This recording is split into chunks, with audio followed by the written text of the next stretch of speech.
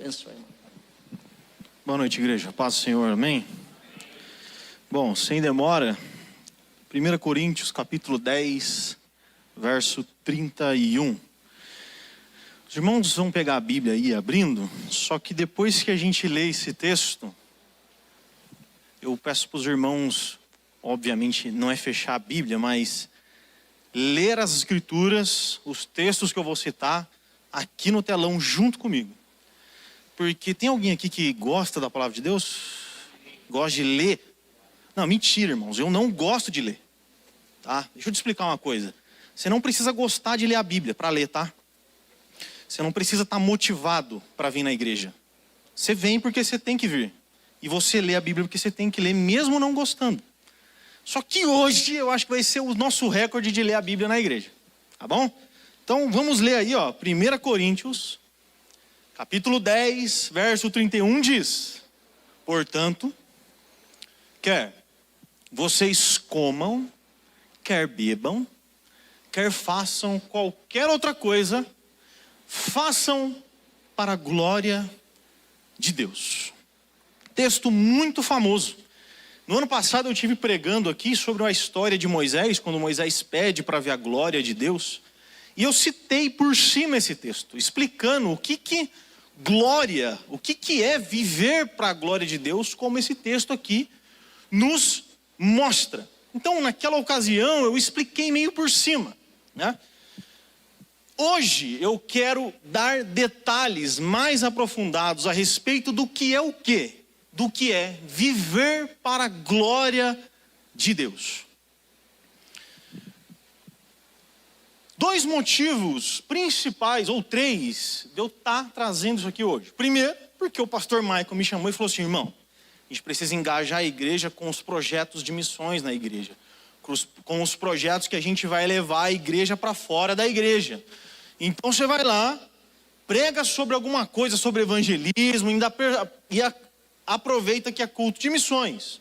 Falei, beleza, pastor? E então eu escolhi esse texto pelo segundo motivo.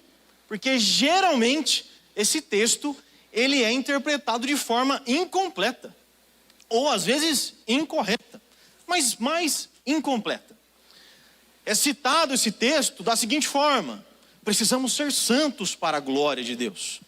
Nós temos que nos abster do pecado para a glória de Deus. Nós temos que ofertar para a glória de Deus. Vamos tomar banho para a glória de Deus. Vamos prestar culto para a glória de Deus. Tudo isso é verdade, mas é uma meia verdade que se baseia nesse texto. Então, nós precisamos compreender por completo o que é viver, fazer tudo para a glória de Deus. Mas tem um problema. Para você entender por completo o que esse texto está falando, você precisa ler 3 capítulos, mais um versículo do capítulo 11 do 1 Coríntios. Ou seja, a gente vai ler o capítulo 8, o capítulo 9, o capítulo 10 e o verso 1 do 11, para você entender o que é de fato viver ou fazer tudo para a glória de Deus. Bora! Não preciso falar bora, que você vai embora junto comigo de qualquer jeito. Dos versos de 1, eu vou começar a dividir o texto do 8 até o 11:1 em pequenos blocos. E vou pincelando algumas informações importantes que a gente precisa ter em mente. Capítulo 8, dos versos de 1 a 3. Quanto à pergunta sobre a comida sacrificada a ídolos. Primeiro ponto que você tem que entender. O que é que Paulo está tratando aqui? Sobre comida sacrificada a ídolos. Esse é o ponto principal, ou o problema principal que Paulo vai resolver. Qual o problema? Comida sacrificada nos templos para os deuses pagãos. E ele continua: sabemos que todos quem? Todos ou uma parte desse todos. Esse todos são os fortes. Uma classe ou uma parte da igreja que são os fortes. Que tem conhecimento e tem maturidade. Então ele diz: sabemos que todos temos conhecimento a esse respeito. Nem todos têm conhecimento a esse respeito. Ou seja, uma parte, ele está escrevendo diretamente para os fortes, para os que têm conhecimento do assunto que será tratado. E ele diz então: contudo, o conhecimento traz orgulho, enquanto o amor fortalece. Basicamente o que ele está falando aqui é o seguinte: se você conhece demais, mas você não baliza o seu conhecimento pelo amor ao próximo, você é soberbo. Basicamente é isso. E ele continua: se alguém pensa que sabe sobre tudo, ou tudo sobre algo, ainda não aprendeu como deveria. Mas quem ama a Deus é conhecido dele. Dos versos 4 até o 6. Então, o que dizer quanto ao alimento oferecido a ídolos? Bem, todos nós sim, os fortes, sabemos que na verdade o ídolo nada vale neste mundo e que há somente um Deus. Sim, é fato que existem os que são chamados deuses, por assim dizer, nos céus e na terra, e há pessoas que adoram muitos deuses e muitos senhores. Para nós quem? Os fortes.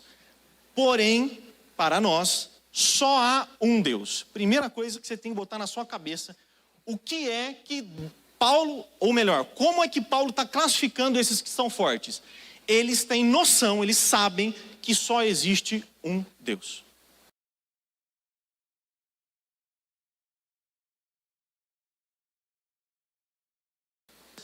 Para quem vivemos.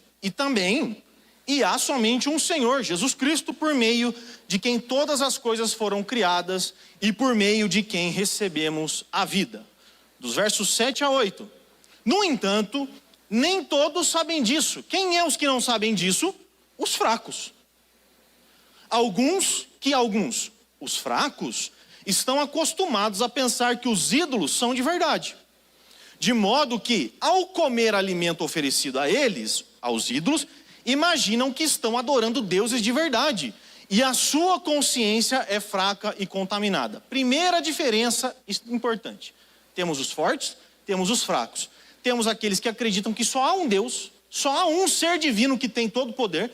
E tem uma outra galera que sabe que existe o Deus Pai, mas ele meio que não consegue entender que é apenas Deus Pai que é todo poderoso, colocando outros deuses meio que impede igualdade. Agora olha só o verso 8. Não obtemos a aprovação de Deus pelo que nós comemos. Não perdemos nada se não comemos. E se comemos, nada ganhamos. Ou seja, tanto faz o que você come. Nada disso vai influenciar na sua comunhão com Deus ou na sua salvação com Jesus Cristo. Tanto faz o que você come. Agora do 9 a 13, que é um pouquinho mais extenso, que eu preciso da atenção dos irmãos. Contudo, tenham cuidado para que a sua liberdade não leve os outros de consciência mais fraca a tropeçarem. Detalhe, o que ele está dizendo é que a liberdade do forte, que sabe que existe um só Deus, deve ser limitada pela consciência do mais fraco. Calma que eu vou chegar e explicar mais coisas depois sobre isso. Pois se alguém vir ou ver você, que diz ter um conhecimento superior, detalhe, você tem o forte, que sabe que existe um só Deus e que come carne sacrificada, ele tem um pensamento superior. Ou seja, Paulo está deixando claro que o forte está correto em seus argumentos. Ponto.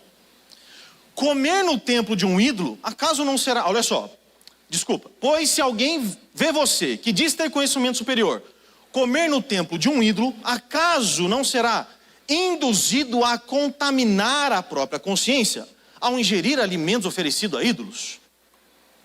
Assim, por causa do seu conhecimento superior, um irmão fraco pelo qual Cristo morreu acaba se perdendo. Detalhe, esse acaba se perdendo, e eu vou pincelar isso só um pouquinho agora, depois eu tento mais a fundo, não tem a ver com se perder da fé, mas tem a ver com perder aquele pouco de consciência de fé cristã que ele tem na cabeça. Ele acaba perdendo esse pouco de senso que um novo convertido, ou quem quer que seja, ele tem um pouquinho já de consciência das coisas. Quando ele vê você comendo carne sacrificada, ele perde isso, porque ele associa isso com adoração aos ídolos. Está dando para entender, irmãos? Detalhe, vamos lá para frente. E quando vocês pecam contra os outros irmãos, incentivando-os a fazer aquilo que eles consideram errado, pecam contra Cristo. Portanto, se aquilo que eu como, detalhe, presta atenção agora nesse último verso, verso 13. Se aquilo que eu como faz um irmão pecar, nunca mais comerei carne, pois não quero fazer meu irmão tropeçar. Ele está afirmando que comer carne é lícito. Não há pecado nenhum nisso. Mas, se isso faz o outro pecar ou perder essa consciência, que afeta a convicção do evangelho desse irmão mais fraco, ele então abre mão da sua vontade ou do seu direito de comer carne, seja ela sacrificada ou não. Só um detalhe, depois a gente vai ver que vai falar de mercado aqui. Nessa época, toda a carne que era vendida no mercado era 95% vinha dos templos pagãos. Em Corinto tinha um templo dos deuses pagãos, aonde os cultos eram feitos como? Carne, churrasco adoidado. Eu ia lá com um amigo meu, com a minha família, oferecia um boi, e um boi tem lá seus 400, 500 quilos. Ficava 100 para o sacerdote, 100 para eu comer com a minha família, 100 para o sacrifício, sobra 200. Desses 200, cara, você vai apodrecer, manda para os mercados e vende. Toda a carne no mercado era provavelmente, ela tinha sido oferecida nos templos pagãos. Beleza? Só um resumo do capítulo 8. 2 grupos, forte, fraco, e Paulo deixa claro que existem algumas coisas que, ainda que as nossas convicções sejam corretas, nós precisamos abrir mão dessas convicções, claro que não afetam nossa vida com Deus, para o benefício daquele que é fraco. Beleza? Agora vamos no capítulo 9. Acaso não sou livre como qualquer outro? Não sou apóstolo? Não vi Jesus, nosso Senhor, com meus próprios olhos? Não são vocês resultado do meu trabalho no Senhor? Mesmo que outros pensem que não sou apóstolo, certamente o sou para vocês. Ou seja, se os Gálatas, se os de Efésios, de Éfeso, se os de Colosso, eles não acham que eu sou apóstolo, tudo bem, o problema é deles. Mas vocês, corintianos, não tem como afirmar que eu não sou, porque vocês são fruto do meu apostolado. É isso que ele está dizendo. Vocês mesmos são prova que eu sou apóstolo. O que ele está começando a fazer aqui? Reivindicar o seu chamado de apóstolo. Esta é minha resposta aos que questionam minha autoridade. Acaso não temos o direito de receber comida e bebida por nosso trabalho? Não temos o direito de levar conosco uma esposa crente, como fazem os outros apóstolos? E como fazem os irmãos do nosso Senhor e Pedro? Ou será que só Barnabé e eu precisamos trabalhar para nos sustentarmos? Paulo está deixando claro que ele tem direitos como qualquer outro dos apóstolos, de trabalhar e ganhar dinheiro, de ser sustentado pela igreja como os outros apóstolos eram. Agora ele diz assim, isso que é interessante: que soldado precisa pagar pelas próprias despesas? Faz sentido você ser chamado para ir para a guerra? E é o seguinte, Rodrigo, você vai vir para a guerra, está convocado, não foge. Só que é o seguinte, você tem que trazer a sua R15, seu colete à prova de bala, suas granadas e a sua roupa camuflada. Como? Se vira. Não. Quando alguém é convocado para o exército, para uma guerra, o próprio exército ou o Estado dá a vestimento, o armamento para o soldado. Que agricultor que planta uma videira e não tem direito de comer dos seus frutos? Que pastor cuida de um rebanho e não tem permissão de tomar do seu leite? Então ele está dando exemplos de trabalhos onde o trabalhador é sustentado pelo próprio trabalho que ele faz. O pastor, o soldado e etc. 9, do 8 ao 10. Será que expresso apenas uma opinião humana ou a lei diz isso? Agora ele começa a apelar. Uma coisa que eu evito fazer em casa, mas às vezes eu faço. É o seguinte: você discute com a sua esposa, discute com o seu marido, com o seu filho, mas você está ali de boa. Chega uma hora que você fala assim, tá, mas a Bíblia fala o seguinte, X, Y e Z. Acabou a conversa. Não tem mais o que discutir. O que ele está fazendo aqui é justamente isso. O que a lei diz? O que os profetas, o que Moisés diz sobre isso? Moisés diz o seguinte, está escrito na lei de Moisés. O que está escrito? Não amordassem o boi para impedir que ele coma enquanto trilha os cereais. Deus estava pensando apenas nos bois quando disse isso? Será que na verdade não estava se referindo a nós? Essas palavras foram escritas a nosso respeito e, portanto, quem ara o que trilha o cereal deve ter a esperança de receber uma parte da colheita. Paulo, então, ele está deixando claro que esta lei que Moisés deu, o que era amarrar o boi enquanto ele debulha o cereal? O boi, ele passava por cima dos feixes de trigo, e enquanto ele passava ali em cima, um pouco de trigo, de semente, caía. E o boi comia daquilo que caía. O que Moisés disse? Não amarre a boca do boi para ele não comer o que cai no chão, porque é justo. Ele está trabalhando e ele come um pouquinho do que cai no chão. É exatamente isso que ele está aplicando, não ao boi, mas a ele como apóstolo. Ou seja, o boi não tem direito de comer o trigo que cai no chão, eu também tenho. 11 ao 16. Se plantamos sementes espirituais entre vocês, não temos o direito de uma colheita material? É simples. Se enquanto você está trabalhando lá na Gates, lá na Embraer, lá não sei aonde, e o seu pastor está aqui trabalhando, orando por você, não é justo que ele receba bens materiais? Não é justo que você retribua os favores espirituais que o seu pastor traz para você? É justo que você oferte e fale assim, eu estou levando dinheiro para o pastor da igreja. É isso mesmo que eu estou fazendo. Porque é justo. Enquanto eu estou aqui trabalhando, ele está na casa dele, preparando mensagem, ele está na casa dele orando por mim, está jejuando por mim, pela igreja. É justo que ele me dê coisas espirituais e eu retribua ele com coisas materiais. Se vocês sustentam outros que pregam a vocês, não temos nós ainda mais direito de receber esse sustento? Agora olha só. Mas nunca fizemos uso desse direito. Preferimos suportar qualquer coisa a fim de não sermos obstáculos para o quê? Para as boas novas a respeito de Cristo. Ou seja, eu suporto eu abro mão do meu direito de receber o sustento da igreja para não colocar um impedimento ou uma barreira entre eu e o meu ouvinte. Se eu receber dinheiro do meu ouvinte é uma barreira, eu abro mão desse direito. Ele mostra... Não, beleza, vamos lá, desculpa. Mas vocês sabem que os que trabalham no templo se alimentam das ofertas levadas ao templo. E os que servem diante do altar recebem uma parte do sacrifício no altar. Da mesma forma, o Senhor ordenou que os que anunciam as boas novas vivem pelas boas novas. Contudo, nunca usei nenhum desses direitos. Não escrevo isso para sugerir que desejo agora começar a fazê-lo. De fato, prefiro morrer a perder esse privilégio de me orgulhar de não pregar sem cobrar nada.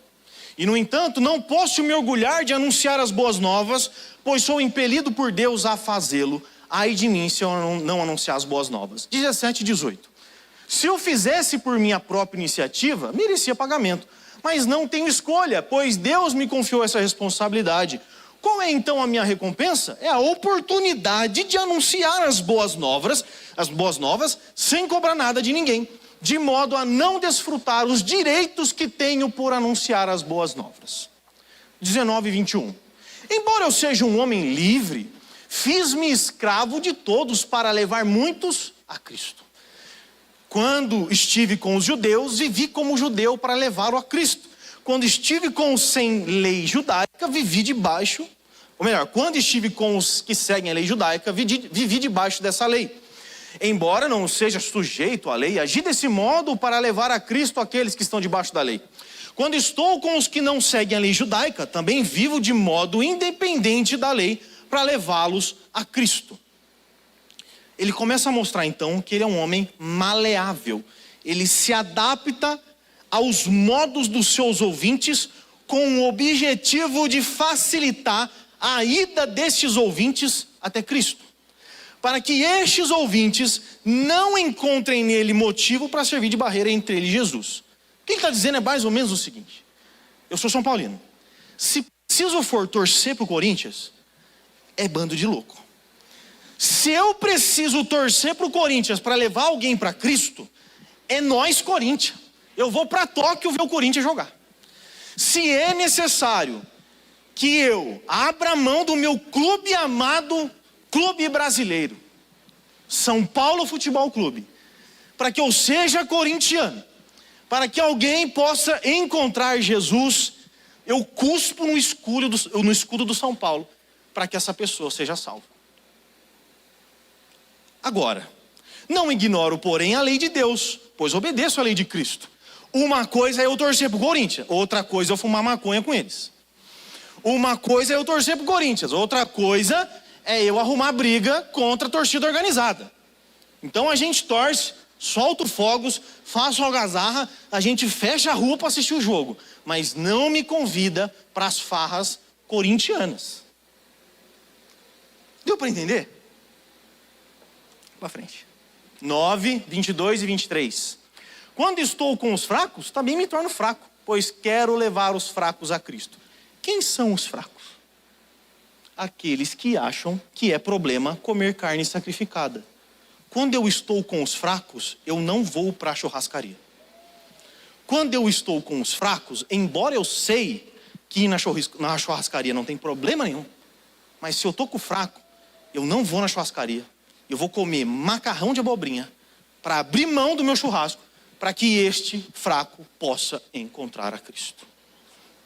Sim, tento encontrar algum ponto em comum com todos, fazendo tudo possível para salvar alguns. Faço tudo isso para espalhar as boas novas e participar de suas bênçãos. Agora vem uma parte interessante. 24 a 27. Vocês não sabem que numa corrida todos competem, mas apenas um ganha o prêmio? Portanto, corram para vencer. O atleta precisa ser disciplinado sob todos os aspectos. Ele se esforça para ganhar um prêmio perecível, nós, porém, o fazemos para ganhar um prêmio eterno. Pois por isso não corro sem objetivo, nem luto como alguém que dá golpes no ar. Disciplino o meu corpo como um atleta, treinando para fazer o que deve, de modo que, depois de ter pregado a outros, eu mesmo não seja desqualificado. A primeira coisa que a gente precisa ter em mente, eu já falei um pouquinho sobre isso. O texto não está falando de salvação. Não é um tratado sobre soteriologia, mas sobre evangelismo, sobre agregar mais pessoas a Cristo. E geralmente, este texto, essa metáfora do pugilista e do corredor, é usado para falar que nós temos que alcançar a coroa incorruptível que é a nossa salvação. Não tem nada a ver. Embora isso pode ser até uma boa aplicação para isso, alcançar a coroa da vida. Mas o texto não está falando sobre isso. Não é ao mesmo tempo, se eu não me engano, de Filipenses 4, que ele fala, eu deixo as coisas para trás e olho para o alvo. Meu alvo é Cristo. Ali ele está falando que está correndo como um atleta, ali é salvação. Aqui não é sobre salvação. Então a gente tem que ter em mente isso. Não estamos tratando de salvação.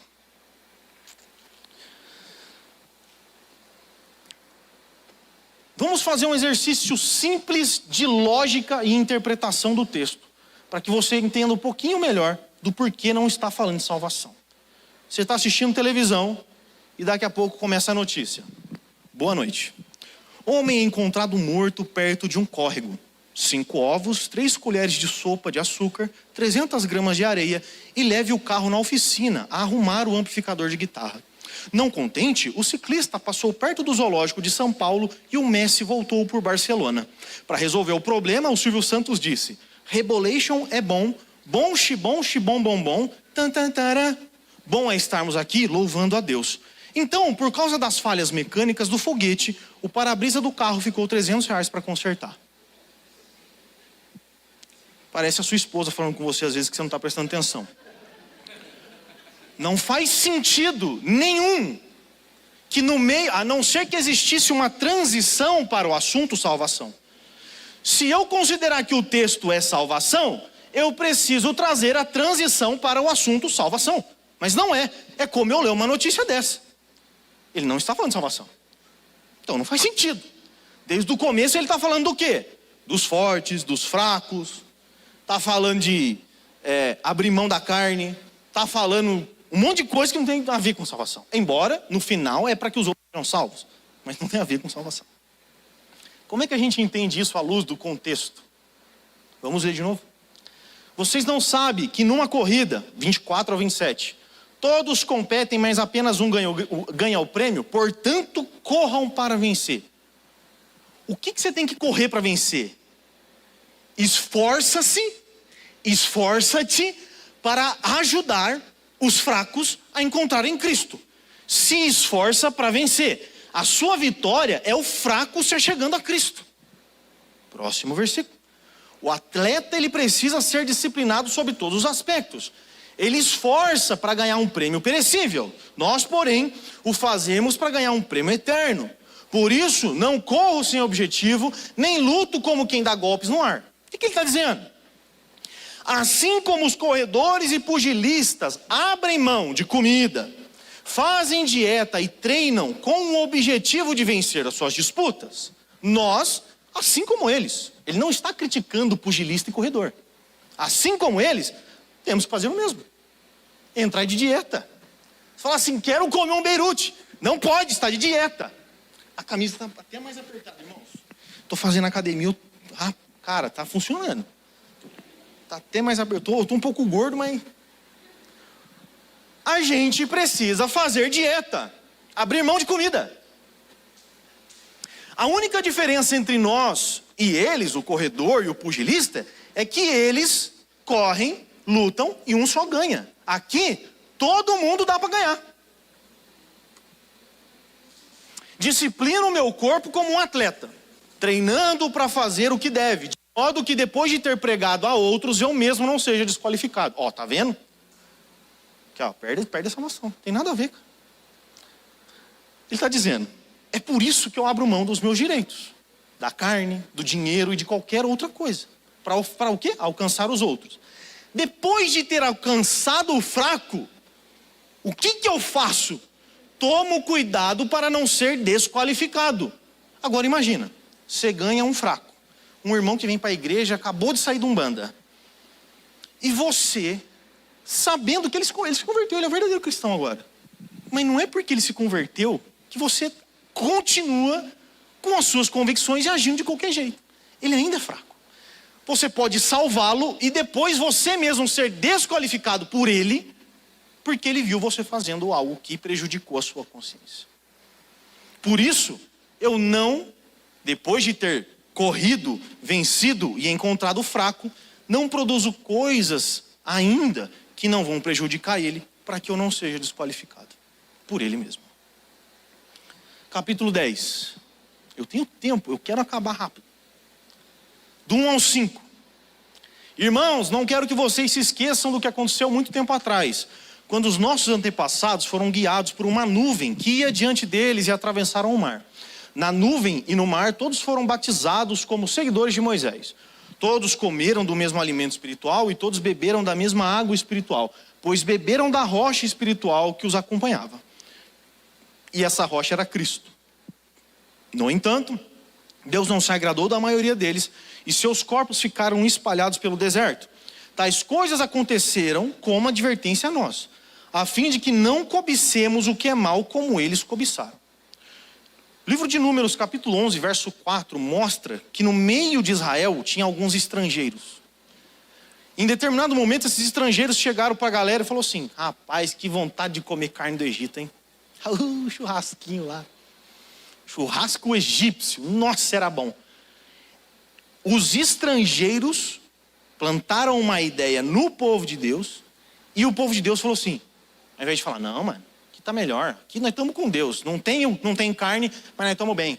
Deus nos livrou. O que os israelitas começam a fazer? Nossa, é verdade, hein? Putz, nossa. Aquela picanha com gordura egípcia, nossa. Porque já comeu pão de alho do Egito? Meu amigo do céu. E aquilo começou a inflamar o coração dos israelitas. Ele está falando assim, ó, que essas coisas, que esses exemplos do povo de Israel, não seja para, seja para nós como advertência. Perceba que pessoas que, às vezes, qual é o problema de comer carne do Egito? De certa forma nenhuma. Só que, embora não tenha problema nenhum, contaminou o povo de Israel. E eles falaram o quê? Que saudade do Egito. Não é saudade apenas da carne do Egito. É saudade do Egito. Ah, o lugar bom de viver. Vou botar você para fazer tijolo até umas horas que você vai ver só como é bom. Nem adoremos ídolos como alguns deles adoraram. Segundo as Escrituras, todos comeram e beberam e se entregaram à farra. Não devemos praticar a imoralidade sexual como alguns deles praticaram e morreram 23 mil num só dia. Também não devemos pôr Cristo à prova, como algum deles puseram e foram mortos por serpentes. E não se queixem como algum deles se queixaram e foram destruídos pelo anjo da morte. Essas coisas que aconteceram a eles nos servem como exemplo. Foram escritas como advertência para nós que vivemos no fim dos tempos. O verso de 1 a 11 é um compilado de histórias de Israel, em que Paulo está falando o seguinte: está vendo tudo que aconteceu lá? A gente não pode fazer igual. O que aconteceu lá do 1 a 11? Cobiçaram o que é mal. Números 11 e 14. Adoraram ídolos. Êxodo 32, 6. Praticaram imoralidade sexual. Números 25, do 1 ao 18.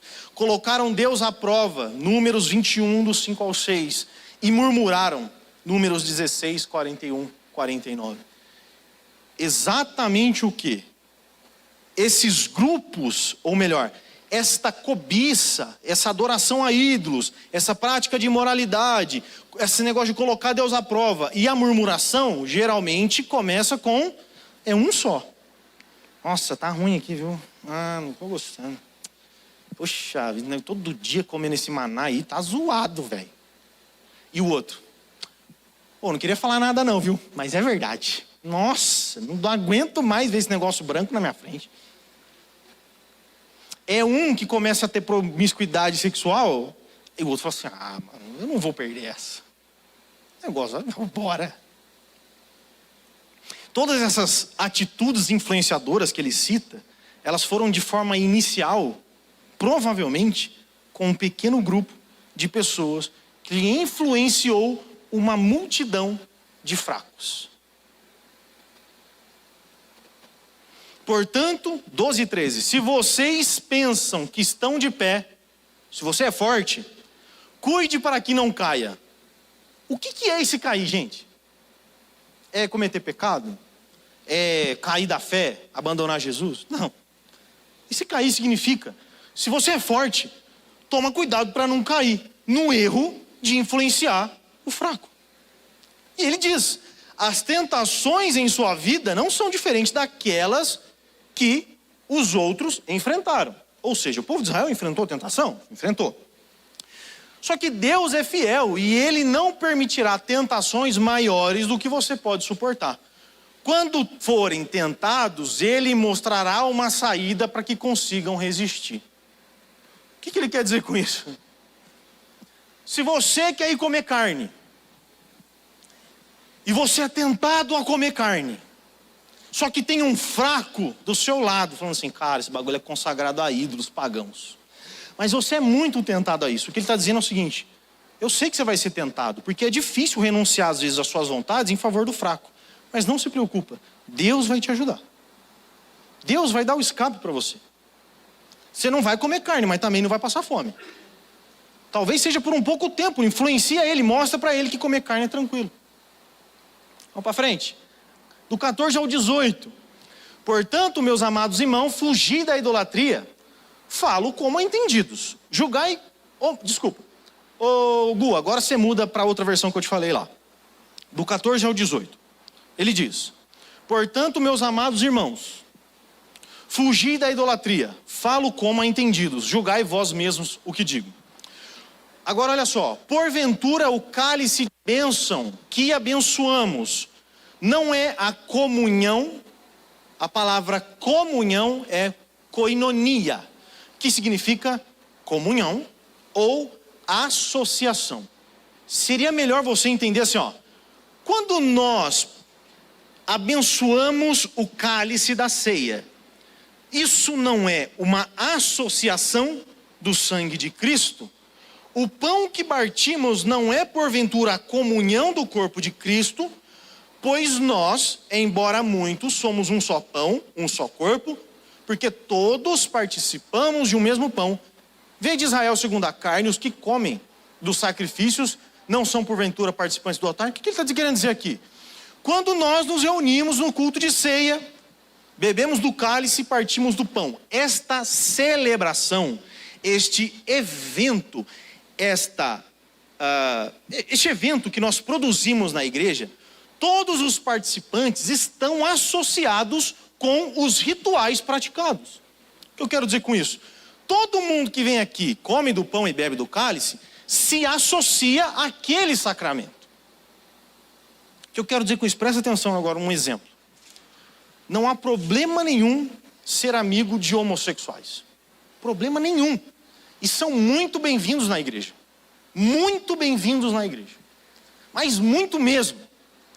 Agora, uma coisa é eu ser amigo. Outra coisa é eu estar presente numa celebração de casamento. E por quê? Você é testemunha e como testemunha é alguém que está aprovando o que está acontecendo. Uma coisa é eu ser amigo. Outra coisa é eu participar de uma celebração em que traz a ideia de associação ou de que todos que estão presentes aprovam tal atitude. Amigo, eu sou seu amigão, cara. Mas infelizmente, até como amigo e por amar você, eu não posso participar. Porque vão me associar a esse tipo de coisa como se eu estivesse aprovando. E você, como meu amigo, sabe que eu não aprovo isso. Você pode fazer o que você quiser, mas eu não quero me associar a isso. É isso que ele está falando. Agora olha só, 19 e 21. Que digo, pois, que o sacrifício ao ídolo é alguma coisa? Ou que o próprio ídolo tem algum valor? Não. Algumas traduções colocaram aqui assim, ó, depois disso. Não. Antes, digo que as coisas que eles sacrificam a demônios que as sacrificam e não a Deus. E eu não quero que vos torneis o quê? Cadê? Por favor, associados. Obrigado, irmãos. Comunhão é koinonia. Associados é koinonos, no grego. Associado é ser sócio. Eu não quero que você aparenta ser associado com o sacrifício aos ídolos. Toma cuidado. Vamos agora para o 23 e 24 e a gente começa a entrar para o final. Olha o que ele diz. Tudo é permitido, mas nem tudo convém. Agora você muda para a NVT de novo, Gu. Isso vai ser importante.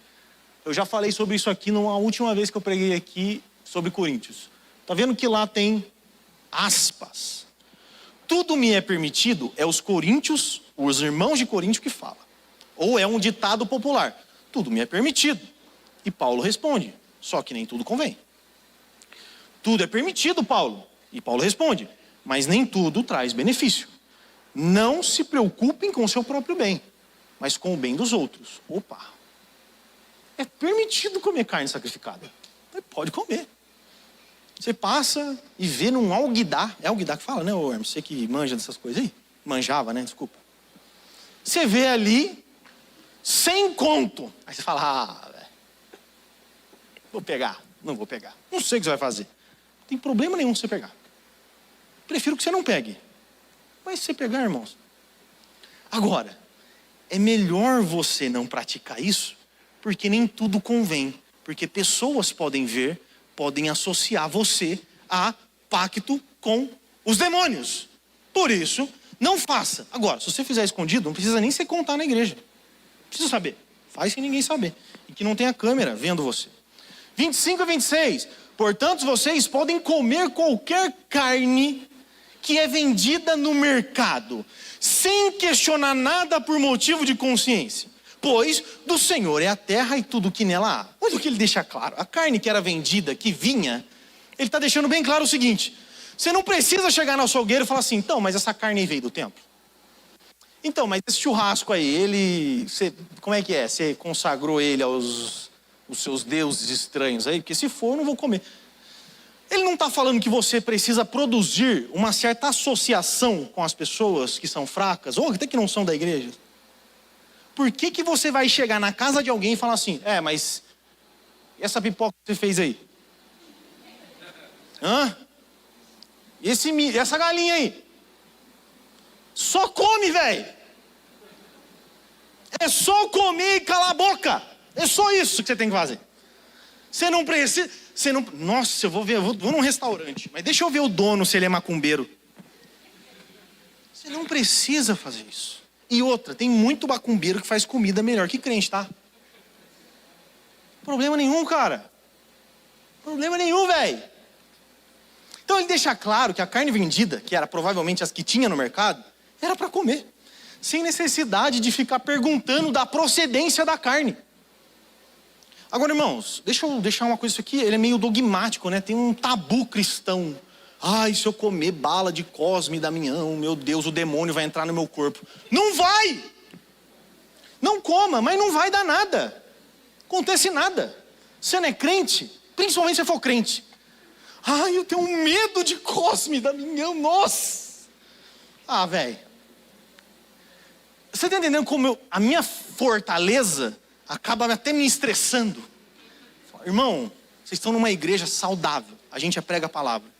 E uma coisa que eu quero deixar, vocês não são escravos dos demônios, tá? Vocês não são escravos de espírito maligno. Vocês são escravos de Cristo. E olha o que ele escreveu no final do versículo.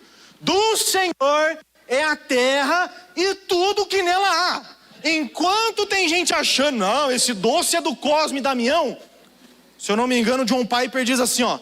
Não existe 1 centímetro nessa terra que Jesus não possa dizer, é meu. Você está achando que você está oferecendo isso aos deuses? Ai, não faz nada. Nada. Não tem poder nenhum de contaminar nada. Esses dias, ó, velho, a fortaleza, o estado de forte não tem nada a ver com tempo de crente. Esses dias eu vi um crente velho, que falou que foi na casa de alguém. Chegou na casa de alguém e falou assim, ó, irmão, sabe por que sua vida tá ruim? Tá vendo aquele berimbau ali, ó? Falei, mano.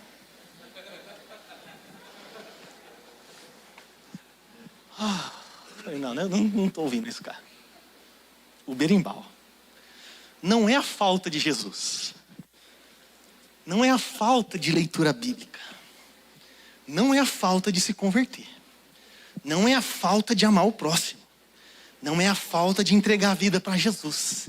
É o maldito do berimbau.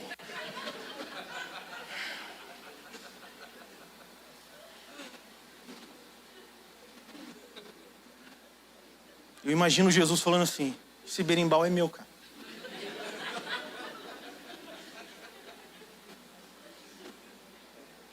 O berimbau é meu. Ah, é só que essas... Ah, não... A água, sabe que os crentes fazem isso, gente. Pega um copo de água assim, ó. Bota o seu copo de água em cima da televisão aí que nós vamos agora orar. Senhor. Teve um que falou esses dias assim, ó. Se você tá com o copo de pinga, pode pôr também, que nós vamos orar.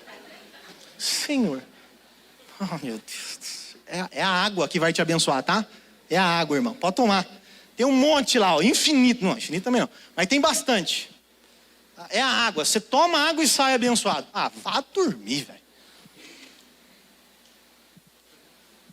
O reino de Deus não é comida e nem bebida. Mas o berimbau vai trazer maldição para você. Ah, berimbau. Se um descrente, 23 ao 30, vamos para o final. Olha, presta atenção. Se um descrente os convidar para uma refeição, aceitem o convite se desejarem. Comam o que lhe oferecer, sem questionar nada por motivo de consciência. Agora a gente vai perceber uma aparente contradição, mas eu vou explicar. 28. Mas se alguém lhes disser, esta carne foi oferecida a um ídolo, não a coma por respeito à consciência da pessoa que avisou. Talvez não seja uma questão de consciência para você, mas é para outra pessoa. Afinal, por minha liberdade, por que minha liberdade deve ser limitada por aquilo que os outros pensam? Por que serei eu condenado se comer algo pelas quais eu dei graças a Deus. Se você ler o texto, parece que existe uma contradição. Agora, a Bíblia NVT, olha só, se você está lendo a Bíblia, você tem uma Bíblia NVT, você comprou a Bíblia, você tem. Você está vendo isso daqui, ó? As outras traduções, talvez se você estiver vendo alguma aí, provavelmente não vai ter. O que isso quer dizer? Mas, que quando você lê o texto meio corrido, você fala assim, não, peraí. O descrente me convida para comer, eu aceito, só que eu não tenho que perguntar nada. Só que se alguém falar para mim do ídolo, aí eu não posso comer, porque o cara me avisou. Talvez não seja um problema para mim, mas é para outra pessoa. Por que a minha liberdade vai ser limitada pelo aquilo que os outros pensam? Por que eu serei condenado se eu comer algo pelo qual dei graças a Deus? É estranho quando você lê o texto. A ideia é que esse verso 28, até o finalzinho do 29, passa para frente aí, ó. Ah, tá vendo o 29 acaba lá, ó? Por que a minha liberdade deve ser limitada por aquilo que os outros pensam? É estranho. Mas presta atenção. Se a gente lê o texto da seguinte forma, verso 27. Se um descrente convidar para uma refeição, aceite o convite. Não pergunta, relaxa. Afinal, aí você vai para o 29. Para o final do 29. 27, pula o 28, vai para o final do 29. Eu não vou questionar nada. Afinal de contas, por que a minha liberdade deve ser limitada por aquilo que os outros pensam? Por que serei eu condenado se comer algo pelo qual dei graças a Deus? Aí você volta no 28. Mas, se alguém lhe disser, deixa eu explicar esse joguinho aqui. Existe uma situação em que um descrente chama o outro para ir comer na casa dele. Isso é uma situação. Agora imagina que esse descrente chamou alguém, chamou você, e junto de você que é forte, chamou um fraco. Você foi. E você estava sentado lá na casa dele tranquilo, tranquilaço. E você não perguntou de onde vem a carne, porque você não está nem aí. Só que você tem um irmão fraco aqui do lado.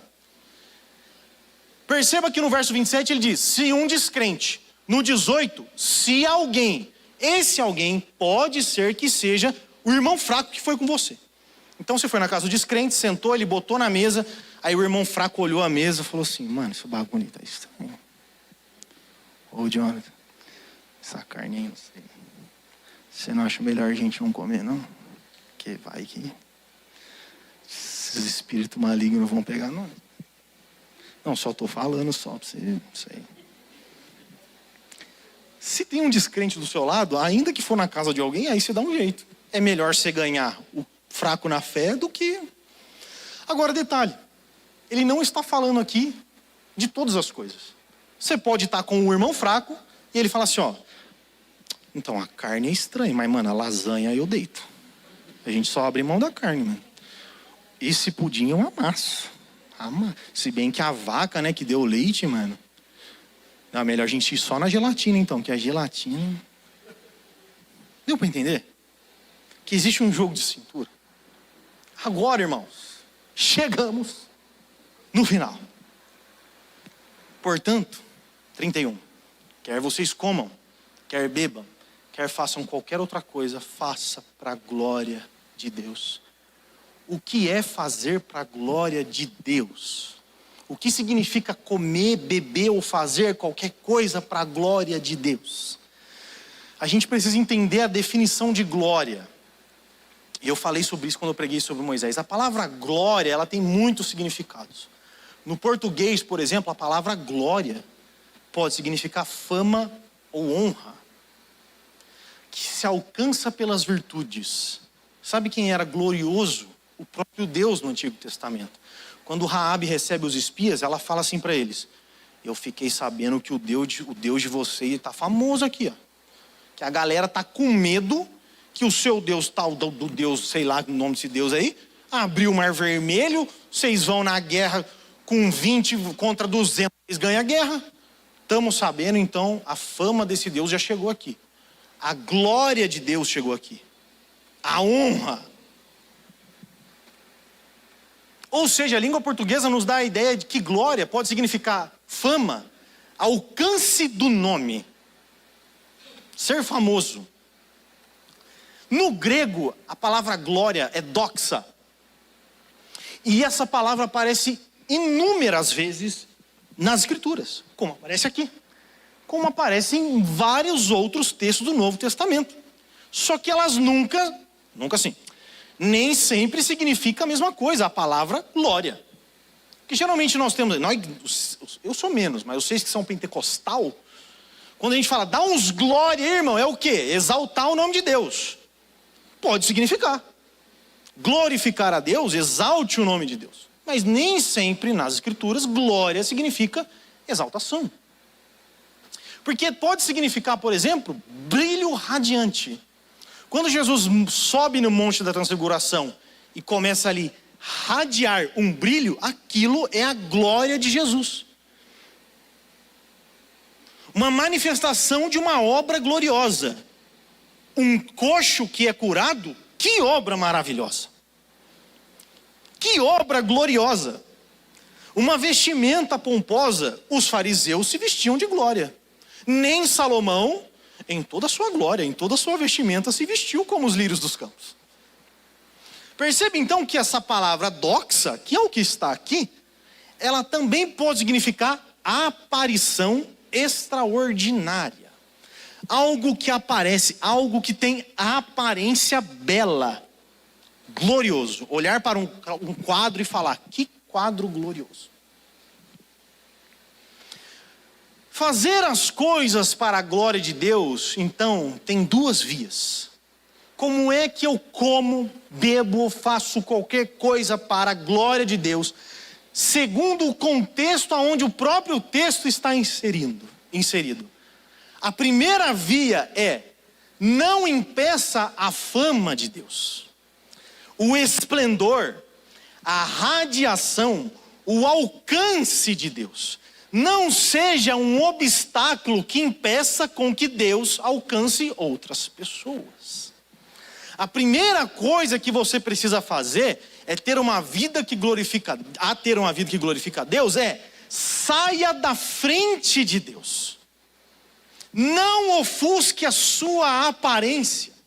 Não produza coisas como comer carne sacrificada que vai impedir com que pessoas conheçam e vejam a Deus.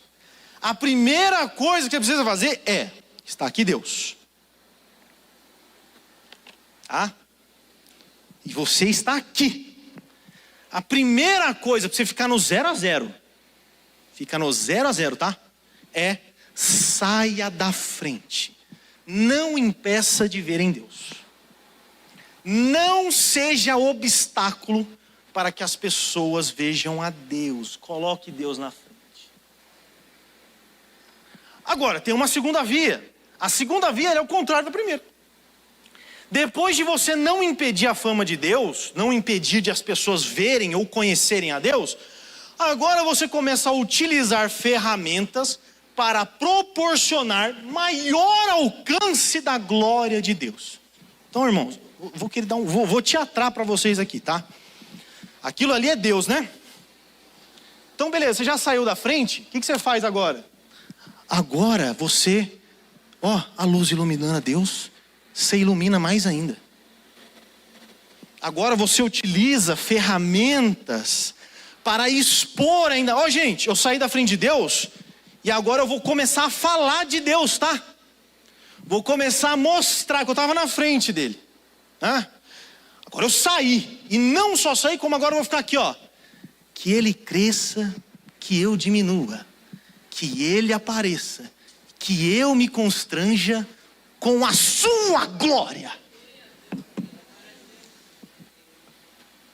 Você quer viver para a glória de Deus? Você quer fazer, comer, beber, tomar banho, dizimar, ofertar, cantar, pregar, ensinar, correr para a glória de Deus? Sai da frente e anuncia.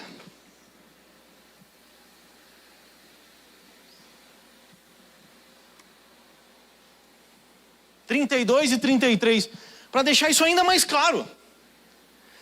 Não ofenda os judeus, nem os gentios, nem a igreja de Deus, assim como também eu procuro agradar todos em tudo que faço. Não faço apenas o que é melhor para mim, faço o que é melhor para os outros, a fim de que muitos sejam salvos. Fazer o que é melhor para os outros com o objetivo de levar a salvação a esses outros, é viver para a glória de Deus. Viver para a glória de Deus é, logicamente, ser uma pessoa santa.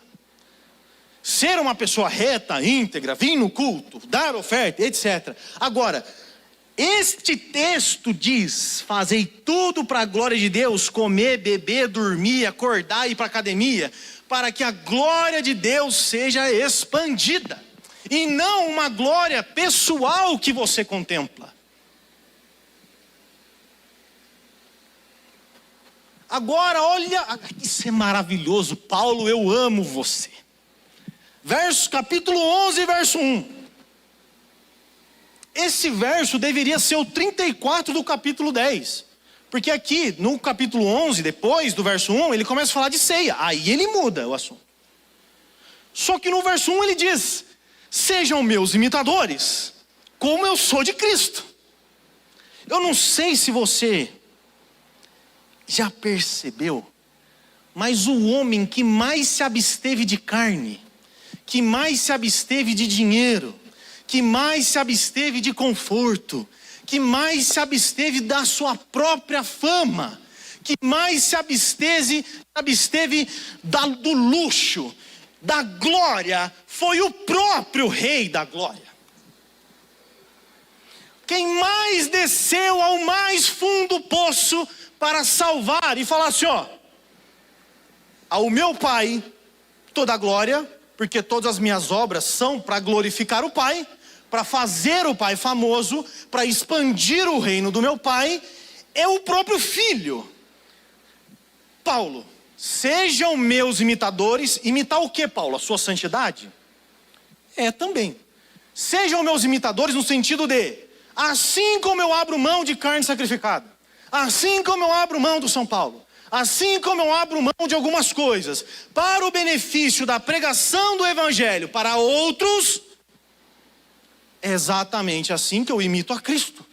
Imitem a mim, porque eu imito a Cristo. O próprio Cristo é o exemplo de alguém que se absteve dos seus prazeres, de tudo, para que eu e você hoje estivesse aqui. O maior missionário é o próprio Cristo. E eu vou encerrar lendo um textinho maravilhoso, que Paulo provavelmente tinha em mente quando ele escreveu: sejam meus imitadores, como eu sou de Cristo. Filipenses 2, do 5 ao 11. Embora sendo Deus, Jesus Cristo, não considerou que ser igual a Deus fosse algo que devesse se apegar. Em vez disso, esvaziou-se a si mesmo, assumiu a posição de escravo e nasceu como ser humano. Quando veio em forma humana, humilhou-se e foi obediente até a morte, e morte de cruz. Por isso, Deus o elevou ao lugar de mais alta honra, glória. E lhe deu o nome que está acima de todos os nomes, para que ao nome de Jesus, todo joelho se dobre, nos céus, na terra e debaixo da terra, e toda a língua declare que Jesus Cristo é o Senhor, para a glória de Deus. O esvaziamento de Cristo tem como objetivo a glória do próprio Pai. Agora eu quero perguntar, eu não quero que vocês saiam daqui hoje radiantes. Nossa, meu Deus, entendi. Nossa, Jonathan, nossa, agora eu... Só um adendo aqui, deixa eu explicar uma coisa para vocês. Não teve rodopio, né? Não teve gritaria enquanto eu pregava. Culto bom, meu irmão, não é aquele que você fala, ô irmão, você foi num culto, meu amigo, nossa, era cadeira para cima, nego pendurado no ar-condicionado, era nego dando mortal para trás e mortal para frente, fazendo break no chão, era profecia daqui, profecia dali, era terremoto, era fogo, era chuva. Mas e a pregação? Não, a pregação, não, mas é a pregação, né? A pregação. O que foi a pregação mesmo? Não. Eu lembro que teve fogo, que teve chuva, que teve terremoto, que teve vento. Que o vento impetuoso invadiu aquele lugar. É mesmo? E a pregação? Culto bom é quando alguém sai daqui assim, ó. Eu era cego, agora eu posso ver. Eu era mudo, agora eu posso falar. O Espírito Santo de Deus iluminou a minha mente. Teve glória? Teve rodopio, língua estranha? Não teve. Mas eu era cego. Só que agora eu posso ver. Deixa eu deixar uma coisa bem clara para vocês aqui. Mensagem, expliquei, legal. Pergunta, quem de vocês, não precisa responder, tá? Estou perguntando geral. Quem de vocês se prontificou a ser um anfitrião? Quem de vocês decidiu ajudar nesse trabalho de células que a igreja está implementando? Quem de vocês decidiu abrir mão das suas próprias convicções, do seu conforto, para pelo menos ajudar, talvez, fazendo só o café para o nosso encontro? Quem de vocês se prontificou a ajudar? Irmão, sabe por que eu estou falando isso? Eu vou encerrar bem em cima para o pastor depois não ficar falando aqui. Deixa eu deixar uma coisa bem clara para vocês aqui, presta atenção. A nossa igreja, levanta a mão quem é membro da igreja aqui. Sou IEQ Vila, beleza. Isso é uma vergonha para nós, para mim, para você, para o Maicon, para todos. A nossa igreja, ela é morta quanto a trabalhos evangelísticos. Que isso fique claro para você. E a primeira coisa que nós precisamos fazer para nos curarmos é admitir as nossas falhas. Nós somos podres quanto ao evangelismo. Nós não fazemos nada. Nada. E eu já falei isso pro Maicon, na cara dele. Falei pro João, a gente não faz nada. E eu estou incomodado com isso. Agora nós estamos implementando um trabalho de célula, para que todos participem. E para que de alguma forma a sua casa seja um holofote, algo que expanda o nome de Jesus. Legal, você ouviu a palavra, top. O que você vai fazer agora? Vocês ouvem a palavra e não praticam? É a mesma coisa de um homem que olha no espelho e fala assim: rapaz, eu tô com craca no nariz, velho. Olha o meu cabelo. Não, eu tô zoado demais. Tiago falando isso, tá? Usando a metáfora lá de Tiago. Lê, Tiago. Quem ouve e não pratica é semelhante a um homem que se olha no espelho e fala assim: nossa, meu, tô com uma verruga aqui, hein? Nossa, olha, eu tô vendo. Gente, tá zoado. Ah, mas de boa. E vou pra rua. Não limpa nenhum. Eu quero encerrar assim. Que você reflita. O que você está fazendo para colaborar com a expansão do evangelho nessa igreja aqui? O que você está fazendo para ajudar os projetos evangelísticos da igreja? Está fazendo nada? Você é fraco. Eu quero que você seja forte. Eu quero que você colabore. Porque se você realmente é crente, no mínimo, o seu coração deveria ter vontade. Talvez você nem faça. 3 coisas. Se você não tem vontade de congregar. Vontade, não é nem que você congrega. Ó, eu estou dando boi. Se você não tem vontade de ler a Bíblia e não se incomoda de não ler. Se você não tem vontade de vir na igreja e não se incomoda quando falta. Se você não tem vontade e não se incomoda de falar do evangelho para as pessoas, você é fraco. Se eu não falar que você tem que tomar um cuidado, porque talvez nem crente você é. Então, que isso seja um exemplo para nós. Que essa igreja e que esse povo seja um povo que come, que bebe, que dança, que pula, que festeja, que faz o que for para a glória de Deus, para aumentar a fama do nosso Senhor. Amém? Amém. Eu vou orar.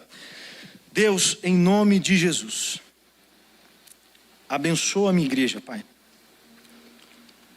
Pai, em nome de Jesus, quem sou eu, Pai, para falar em nome da minha igreja?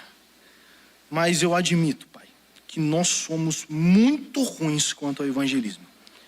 Mas Deus, nós estamos começando a mudar. E eu peço que o Senhor nos ajude, Pai.